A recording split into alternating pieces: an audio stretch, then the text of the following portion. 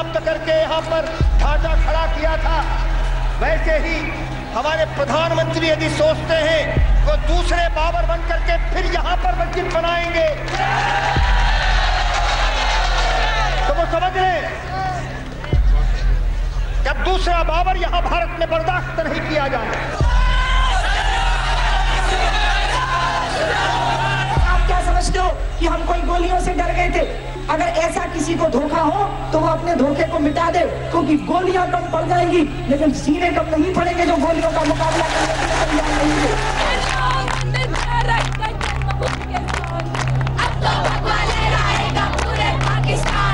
भगवान रामलला को हटा करके इस मंदिर को मस्जिद बनाएंगे। जिस दिन मस्जिद बना देंगे उसी दिन ढांचा हट जाएगा। कार सेवा रुक नहीं सकती, चाहे इसको संत महात्मा रोके चाहे नेता लोग रुके। आज इस ढांचे को गिराना।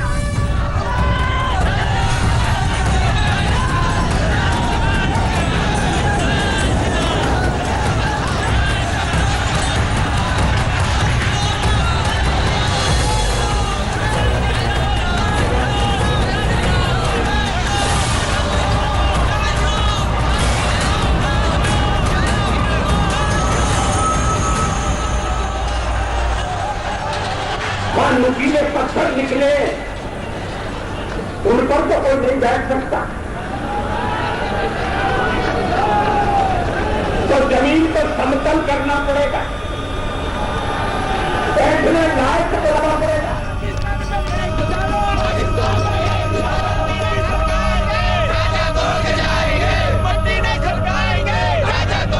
जहां राम का जन्म हुआ था, जहां राम का जन्म हुआ था, मंदिर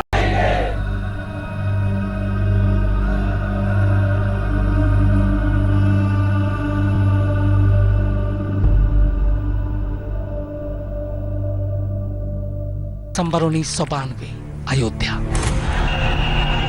अब तक 1 लाख से ज्यादा कार सेवक अयोध्या पहुंच चुके थे। अनहोनी की आहट दिल्ली भी सुन रही थी और लखनऊ भी। उत्तर प्रदेश के तत्कालीन मुख्यमंत्री कल्याण सिंह ने सुप्रीम कोर्ट से वादा किया था कि वो हर हाल में ढांचे को बचाएंगे, लेकिन अयोध्या में कुछ और ही चल रहा था। बीजेपी की बगलगीर वीएचपी कुछ और राग सुना रही थी। हमारा कोर्ट से कोई मतलब नहीं, आप कोर्ट की बात क्यों बीच में ला रहे हैं आप लोग? हमने कहा है कोर्ट का जो यहाँ पर निर्णय आने वाला है वो हमसे उससे अप्रभावित है। स्वाभिमान के दिव्य देवालय स्थापित करने हैं। पहले अयोध्या में करना है, फिर मथुरा में करना है, फिर काशी में करना है, फिर लाहौर में करना है, रावलपिंडी में करना है। 4 दिसंबर 1992 अयोध्या। अब तक वीएचपी, शिवसेना और बजरंग दल के 2 लाख कार सेवक सरयू के तट पर जमा हो चुके थे। बताया गया कि उनका मकसद सरयू से एक मुट्ठी बालू मिट्टी लाकर विवादित ढांचे के पास के गड्ढे में भरना भर, लेकिन कार सेवकों के इरादे को इस नारे ने जाहिर कर दिया। मट्टी नहीं खड़काएंगे, राजा तोड़ के जाएंगे। मट्टी नहीं खड़काएंगे, राजा तोड़ के जाएंगे।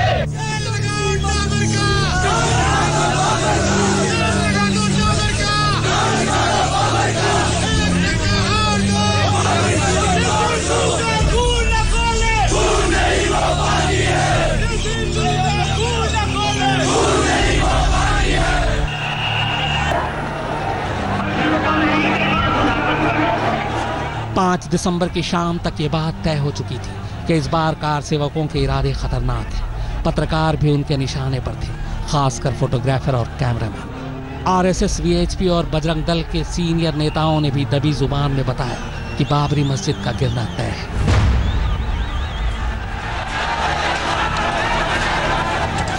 और फिर आखिरकार वो दिन आ ही पहुंचा।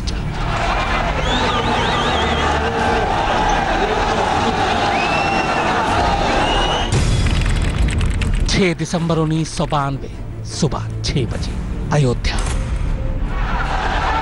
कार सेवकों की भीड़ कार सेवा के बहाने विवादित ढांचे के आसपास इकट्ठा होने लगी थी। मौके पर पुलिस प्रशासन और पत्रकारों का जमावड़ा था। सुरक्षा के लिए ढांचे के इर्द गिर्द पीएसी तैनात थी और यहीं संघ के स्वयं सेवकों ने भी घेरा बना रखा था।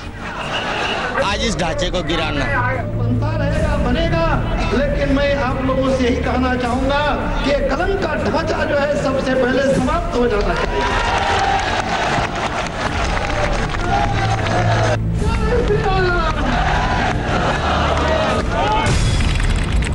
6 दिसंबर सुबह 7 बजे प्रधानमंत्री निवास नई दिल्ली।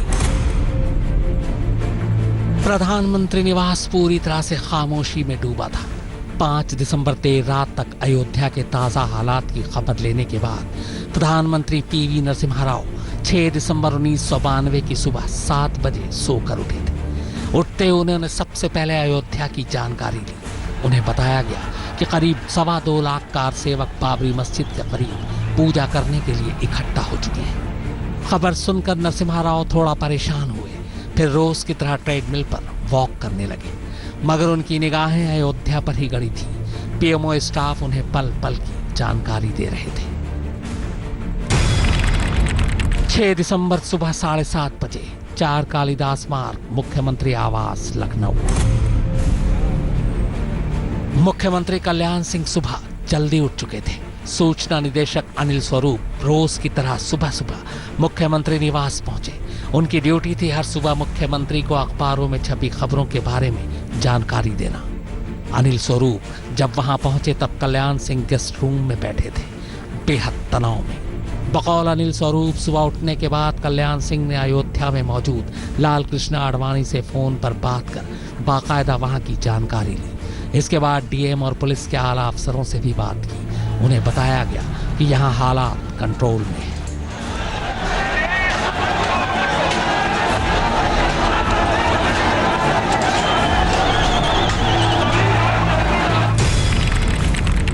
सुबह 10 बजे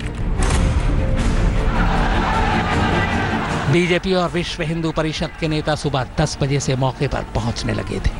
बीजेपी के राष्ट्रीय अध्यक्ष मुरली मनोहर जोशी और लाल कृष्ण आडवाणी भी कार सेवा की तैयारी देखने पहुंच चुके थे। 6 दिसंबर सुबह 10 बजे 4 कालिदास मार्ग, मुख्यमंत्री आवास, लखनऊ। मुख्यमंत्री कल्याण सिंह अयोध्या और फैजाबाद में मौजूद आला अफसरों से अब भी लगातार ताजा जानकारी ले रहे थे। तब दूरदर्शन को छोड़कर कोई चैनल भी नहीं था जिस पर लाइव अपडेट मिलती। मोबाइल भी अमल में नहीं था। जानकारी के लिए बस लैंडलाइन फोन और टेलीप्रिंटर ही जरिया था। मुख्यमंत्री निवास की फोन की घंटी हर थोड़ी देर में खनखना रही थी। डीएम लगातार अयोध्या के ताजा हालात की जानकारी मुख्यमंत्री निवास तक पहुंचा रहे थे।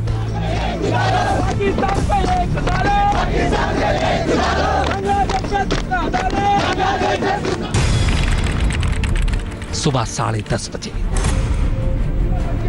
10:30 बजते बजते रामकथा कुंज के मंच पर नेताओं का हुजूम इकट्ठा होना शुरू हो चुका था। यह मंच उस जगह से महज 200 गज की दूरी पर था जो कार सेवा के लिए तय की गई थी। यहाँ संतों और नेताओं को पूजा करनी थी, मगर इधर कार सेवक बेताब होने लगे थे और शासन प्रशासन के अधिकारी किसी भी अनहोनी की आहट को हंसी में उड़ा रहे थे। तैयारी कैसी है? पूरी तैयारी है, पूरी व्यवस्था बनी हुई है, लोगों में उत्साह है और कुछ होने की आशंका संभावना नहीं, सब ठीक हो जाएगा। आपको अंदाज कुछ है? आपको कुछ अंदाज है? शांत व्यवस्था बनी रहेगी, सब ठीक रहेगा।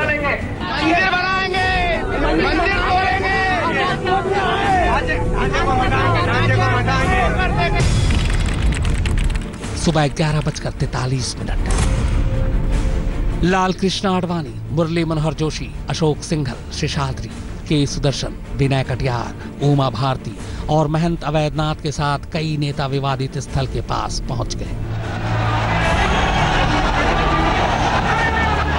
देश भर से अयोध्या पहुंचे कार सेवक जोश और जुनून में नारे लगा रहे थे।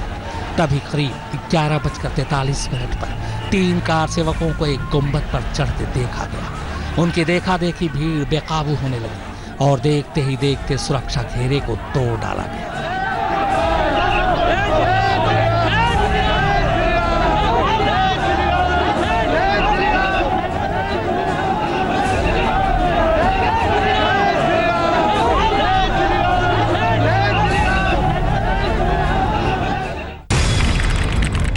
दिसंबर दोपहर 12 बजे प्रधानमंत्री कार्यालय, नई दिल्ली। अयोध्या से दूर दिल्ली में भी हलचल तेज थी। अयोध्या से आ रही खबर दिल्ली को बेचैन करने वाली थी। दोपहर होते होते दिसंबर की सर्दी में भी तपिश महसूस होने लगी। इसके बाद अयोध्या से पहली बुरी खबर दोपहर करीब 12 बजे प्रधानमंत्री कार्यालय पहुंचती है।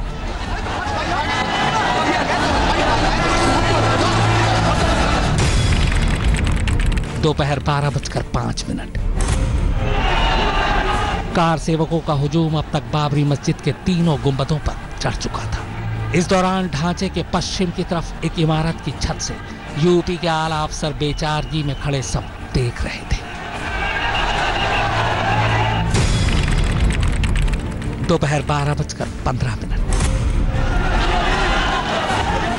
10 मिनट बीतते बीतते कार सेवकों के हाथ में हथौड़े, कुल्हाड़ी और नुकीले हथियार दिखाई देने लगे थे।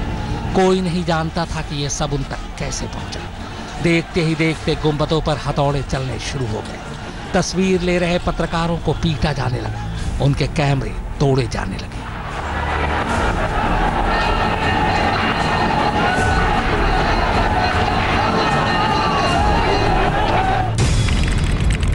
दिसंबर दोपहर 12:30 बजे 4 कालिदास मार्ग, मुख्यमंत्री आवास, लखनऊ। मुख्यमंत्री कल्याण सिंह अपने 2 मंत्रियों लालजी टंडन और ओम प्रकाश सिंह के साथ थे। पहले गुंबद को ढा दिए जाने की खबर लखनऊ भी पहुंच चुकी थी। कल्याण सिंह के प्रधान सचिव योगेंद्र नारायण के मुताबिक उसी वक्त यूपी पुलिस के महानिदेशक SN त्रिपाठी भागते हुए आए और उन्होंने मुख्यमंत्री से फौरन मिलने की इजाजत मांगी, मगर कल्याण सिंह ने उन्हें इंतजार करने के लिए कहा। त्रिपाठी अयोध्या में कार सेवकों को कंट्रोल करने के लिए गोली चलाने की इजाजत मांगने आए थे, मगर कल्याण सिंह ने उन्हें इजाजत देने से मना कर दिया। दोपहर 1:55। अब तक उन्मादी भीड़ ने बाबरी मस्जिद के विवादित ढांचे के 3 में से एक गुंबद को गिरा दिया था। गुंबद के गिरने की वजह से मलबे में करीब 25 कार सेवक दबकर घायल भी हुए, जिन्हें तुरंत अस्पताल पहुंचाया गया।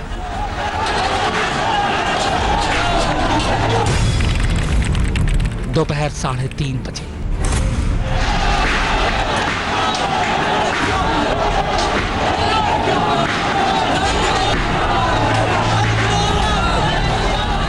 कुछ नेताओं के मुंह से एक धक्का और दो, बाबरी मस्जिद तोड़ दो के नारों के बीच करीब 3:30 बजे तक कार सेवकों ने दूसरा गुंबद भी जमीन दोज कर दिया।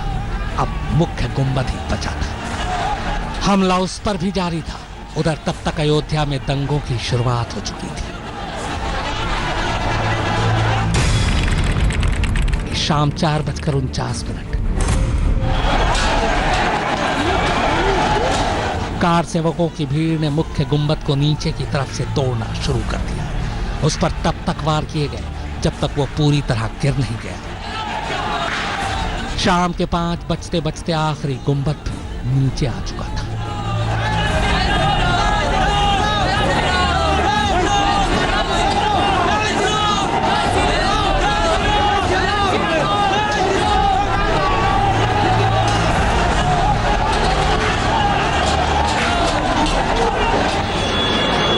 हमने गोली खा करके मंदिर को मैंने कब्जा किया, तोड़ दिया। तो तोड़ करके ही हमने चाहे जो कुछ हो जाए, लाठियां सहते भी रहे और हम तोड़ते भी रहे। लेकिन फिर भी उसके बावजूद हमारे प्रशासन ने बहुत हमारी मदद करी है। अब उनके आभार प्रकट करते हैं पुलिस वालों के, CRP वालों के, सेंट्रल रिजर्व पुलिस वालों के, कि उन्होंने हमको यहाँ पर आने की इजाजत दी और हम मंदिर के अंदर घुस करके और मंदिर का जो काम हमको करना चाहिए था, जिसका बीड़ा हम लोगों ने उठाया था, उसको हमने पूर्ण किया। 6 दिसंबर शाम 5 बजे प्रधानमंत्री कार्यालय, नई दिल्ली। उधर बाबरी मस्जिद ढाई जाती है और इधर खबर दिल्ली पहुंचती है। तब तक कई राज्यों से तनाव की खबरें भी आनी शुरू हो गई थी। PV नरसिम्हा राव अब खबर सुनकर बेहद परेशान थे। कहते हैं कि उनका BP बढ़ रहा था, चेहरा लाल हो रहा था, लिहाजा उनके डॉक्टर ने एहतियातन उन्हें दवा दी, जिसके बाद वो मंदिर में पूजा करने के लिए चले गए। 6 दिसंबर शाम 6:15 बजे 4 कालिदास मार्ग, मुख्यमंत्री आवास, लखनऊ। मुख्यमंत्री को यूपी में राष्ट्रपति शासन लगाए जाने की खबर मिल चुकी थी। इसी के बाद वो सूचना निदेशक अनिल स्वरूप से एक पेपर पर राज्यपाल के नाम बहुत ही संक्षेप में इस्तीफा लिखने को कहते हैं।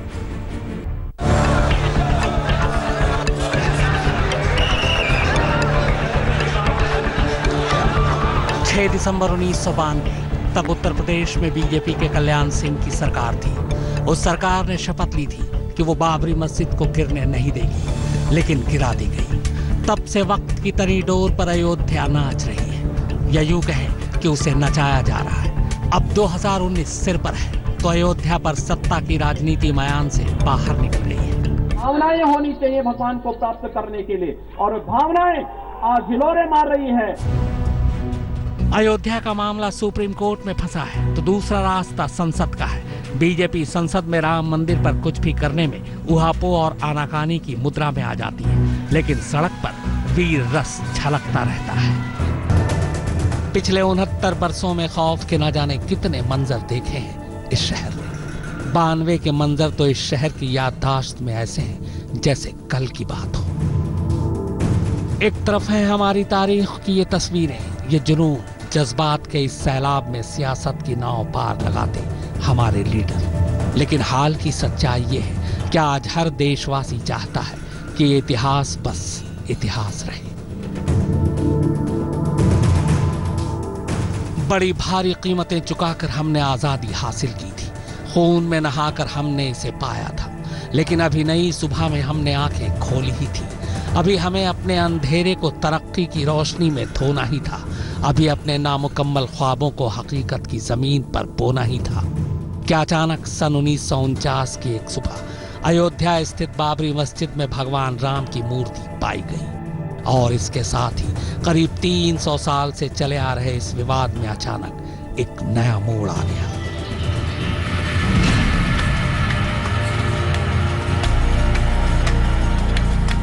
फरवरी 1885 में महंत रघुवरदास ने फैजाबाद की अदालत में एक याचिका के जरिए यहाँ मंदिर बनाने की इजाजत मांगी थी। जज पंडित हरिकृष्ण ने यह कहकर इसे खारिज कर दिया कि यहाँ राम चबूतरा पहले से मौजूद मस्जिद के इतना करीब है कि इस पर मंदिर बनाने की इजाजत नहीं दी जा सकती। असली विवाद शुरू हुआ 23 दिसंबर 1949 को, जब भगवान राम की मूर्तियां मस्जिद में पाई गई। हिंदुओं का कहना था कि भगवान राम प्रकट हुए हैं, जबकि मुसलमानों ने आरोप लगाया कि किसी ने रात में चुपचाप मूर्तियां वहां रख दी थी। तत्कालीन प्रधानमंत्री जवाहरलाल नेहरू ने यूपी के मुख्यमंत्री गोविंद बल्लभ पंत से इस मामले में फौरन कार्रवाई करने को कहा। यूपी सरकार ने मूर्तियां हटाने का आदेश दिया, लेकिन जिला मजिस्ट्रेट के नायर ने दंगों और हिंदुओं की भावनाओं के भड़कने के डर से इस हुक्म को मानने से इनकार कर दिया। आखिर में फैसला हुआ कि किसी नतीजे पर पहुंचने तक इस पर ताला लगा दिया जाए। राम मंदिर का निर्माण चाहिए, इसके लिए अध्यादेश लेकर के आओ। चाहे आप विधेयक लेके आए, हमें राम मंदिर के सिवा और कुछ नहीं चाहिए। मंदिर और मस्जिद का ये मसला इतना पेचीदा है कि इसका कोई एक ऐसा हल निकाल पाना जिसे सब मान ले निहायत ही मुश्किल काम है। जाहिर है कि अकबर जैसे इंसाफ पसंद बादशाह के सामने भी ये मसला आया होगा। अवध के नवाब और अंग्रेजों के जमाने में भी इसके हल की कोशिशें हुई होंगी। पिछले 69 सालों का ब्यौरा तो हमारे सामने ही है। अदालत से बाहर इस विवाद को हल करने की कोशिशें लगातार जारी रहीं। 2002 में तब के प्रधानमंत्री अटल बिहारी वाजपेयी ने इस मामले को सुलझाने के लिए अयोध्या समिति का गठन किया। इससे पहले प्रधानमंत्री चंद्रशेखर, ज्ञानेंद्र सरस्वती जैसी हस्तियों ने भी बातचीत के जरिए उसे हल करना चाहा, लेकिन सियासत का चश्मा लगाए हुए लोग इसे नाकाम करते रहे। 2003 में आर्कियोलॉजिकल सर्वे ऑफ इंडिया ने मंदिरों के अवशेषों की तलाश में खुदाई भी शुरू की, लेकिन कोई ठोस नतीजा सामने नहीं आ सका। फिर इसी बीच 2010 में इलाहाबाद हाई कोर्ट का फैसला आया, पर यह फैसला भी मसले को हल नहीं कर पाया। जमीन के हिस्से को लेकर दोनों तरफ के लोग देश की सबसे बड़ी अदालत में जा पहुंचे। वो बड़ी अदालत अब जनवरी 2019 में बताएगी कि मामले की सुनवाई कब और कैसे की जानी है।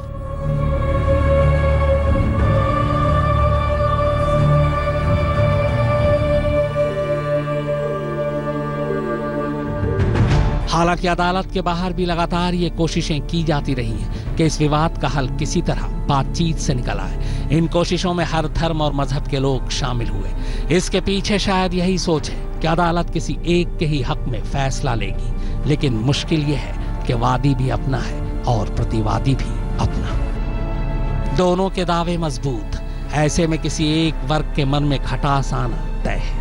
मगर अफसोस कि हम ही कोशिशें भी करते रहे और किसी नतीजे पर पहुंचने से अपने आप को हम खुद ही रोकते भी रहे।